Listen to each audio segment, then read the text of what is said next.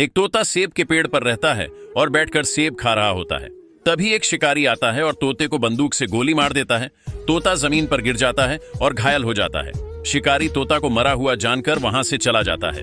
तभी यह सब एक कबूतर देख लेता है और भागता हुआ तोता के पास आता है। तोता कबूतर से मदद मांगता है।